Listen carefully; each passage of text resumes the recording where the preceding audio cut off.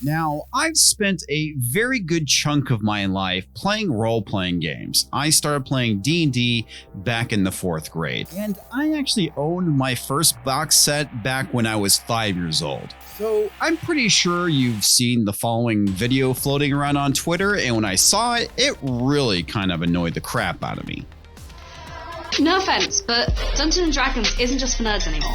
No offense, lady, but I'm pretty sure that was the stupidest statement you've made all day. I'm pretty sure anybody can go out and buy a copy and play the damn game. It was never just for nerds. But this isn't really the core issue, now is it?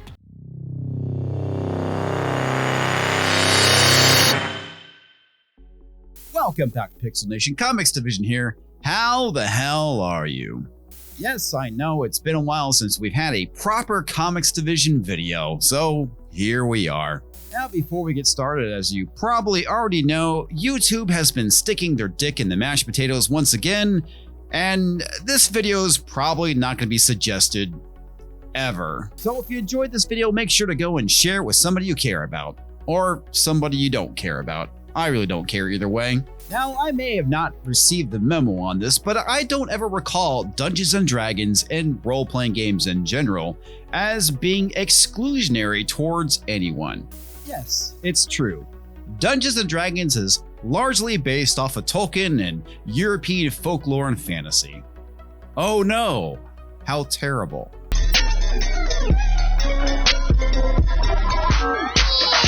It's not just for a bunch of beardy boys in a basement. I'm sorry, was that a harmful gender stereotype you were using there?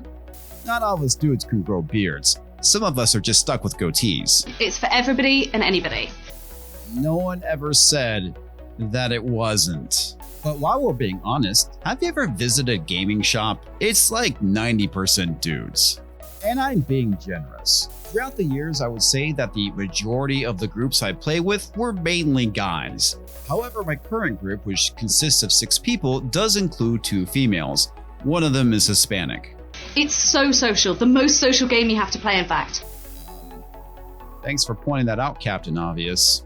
I didn't realize that a game that consisted of a tightly knit group of people required me to be social. I kind of feel like anyone who's actually heard of a role-playing game already knows this. All you need is a few friends and a dungeon master or game master to kind of run the game and tell you a story. Yep, that's how role-playing games work. It's this wonderful escapism from real life, like acting or writing, but you're doing it as a group. You know, it's kind of funny. That's exactly the way I described how role-playing works with my wife, and she said it was the stupidest thing she ever heard of. Why go through all that trouble when you can just go and play a video game? And on top of that, it doesn't require other people. My wife's way more antisocial than I am. And it can be really good for people with anxiety. You just described the majority of role players I know. Most of the kids who got into D&D, such as myself, were typically social outcasts in some form or fashion. Socializing issues and mobility issues to kind of play somebody else and experiment with their personality. It's got its problems. Well, folks, can you take a guess what those problems are? Like most games, to be honest, with diversity and inclusion. And there you have it. Step 1. Fabricate a problem. This game is not diverse or inclusive enough. But there's groups out there working on it. Step 2. Demand a solution that will suck the fun out of everything. There's teams out there working on it. Step 3. Call all dissenters racist, misogynist, and sexist. And like even the creators are working on it. Step 4. Alienate the original fan base. We're pretty much playing SJW bingo at this point. See, this is the crux of the issue. It's not just happening with role-playing games. These exact same tactics are being applied to the majority of nerd culture. Whether it be Star Trek or Star Wars, role-playing games, or comics. First, you come up with the problem, which is it's not diverse enough. Even though it's as diverse as the nerd culture that is within that demographic.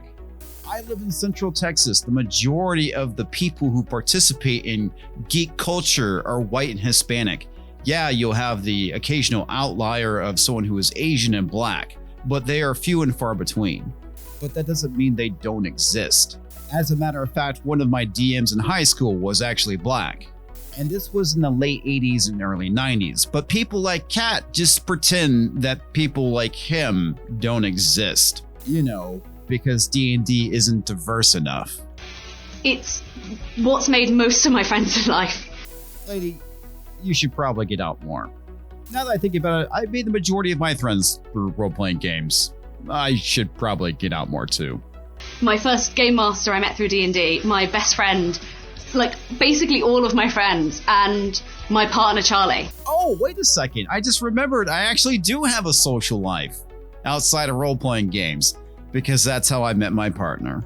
Now, I would like to point out that she actually dismantles her own argument, because if it wasn't already inclusive, then she wouldn't have met all these people, and she wouldn't have been welcomed in like she was. So yeah, lady, I'm calling bullshit. It's just not diverse and inclusive the way she feels it should be. Funny story. To this day, every time I suggest role-playing to my wife, she laughs at me. But then again, she might be getting the wrong idea. I should probably clarify.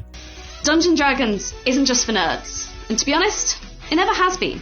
You know what? You're right. Dungeons & Dragons never was just for nerds. It just so happened to be the large majority of the people who played it. And to be honest, any other social group that was considered to be the outcasts, because let's be honest here, the popular kids didn't play D&D because why would they? They were popular. That's my opinion. What do you think? I think I just wasted a whole minute of my life.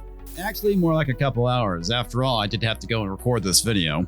So what are your thoughts, folks? Does D&D have a inclusivity and diversity problem? Let me know in the comments. Fuck it, that's it for tonight. I'll see you next time. If you enjoyed this video, make sure to hit that like button. And if you didn't, well, thanks for watching anyway. If you want to see more of my crappy content and shitty opinions, make sure to hit that subscribe button. Bash that bell for notifications. I've even heard it works on occasion. And I want to give a huge shout out to all of you who go and support me on Subscribestar. Thank you very much. You guys are awesome.